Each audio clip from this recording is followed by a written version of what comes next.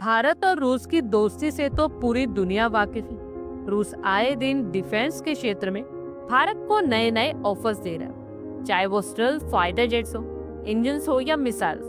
वहीं भारत भी आए दिन स्वदेशी हथियारों से खुद को और ज्यादा स्ट्रॉन्ग बना रहा है। भारतीय वायुसेना बहुत जल्द अपने Su-30 MKI फाइटर जेट्स में Russian R-37M hypersonic air to air missile को इंटीग्रेट कर सकती है। डिफेंस सिक्योरिटी एशिया की रिपोर्ट में कहा गया है कि R-37M एक रशियन मिसाइल है, जिसे इंटीग्रेट करने से भारतीय वायुसेना के एयरक्राफ्ट्स की बीवियर फाइट में रेंज काफी ज्यादा बढ़ जाएगी।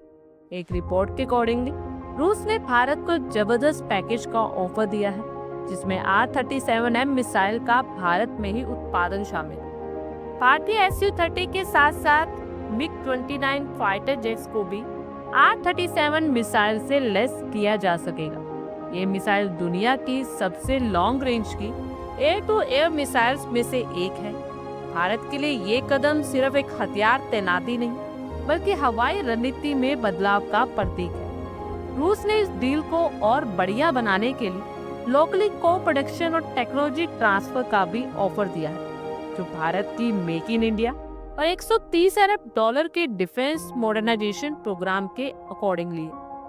R-37M missile conventional BVR missiles के कंपैरिजन में डबल रेंज तक मार कर सकती है। इस मिसाइल की फायरिंग रेंज 300 किलोमीटर है और सबसे खास बात इस मिसाइल की टर्मिनल स्पीड है, जो कि मैक 6 यानी आवाज की स्पीड से 6 गुना ज्यादा है, जिससे दुश्मन के पास रिएक्शन देने का समय बेहद कम रह जाता है। इसीलिए इसकी स्पीड को विनाशकारी हाइपरसोनिक स्पीड कहा जाता है। R-37M को न सिर्फ फाइटर जेट्स को नष्ट करने के लिए बनाया गया है, बल्कि इसे दुश्मनों के इलेक्ट्रॉनिक वॉरफेयर सिस्टम और हवाई वॉर नेटवर्क को तबाह करने के लिए बनाया गया है। इसे अवाक्स यानी airborne early warning and control का शिकारी कहा जाता है। यानी ये मिसाइल सिर्फ फाइटर जेट्स को नहीं, बल्कि अवाक्स aircraft, aerial refuelling, strategic bombers और हाई वैल्यू ड्रोन्स को भी सटीकता से निशाना बना सकती है। चीन ने ऑपरेशन सिंदूर के दौरान पाकिस्तान को PL-15 मिसाइल दी थी, जिसकी रेंज 200 से 250 किलोमीटर मानी जाती है। और अब कहा जा रहा है कि भारत ने इसे काउंटर करने के लिए रशियन हाइपरसोनिक मिसाइल खरीदने का फैसला किया। ये मिसाइल 4.2 मीटर लंबी है और इसका वजन 600 किलोग्राम है।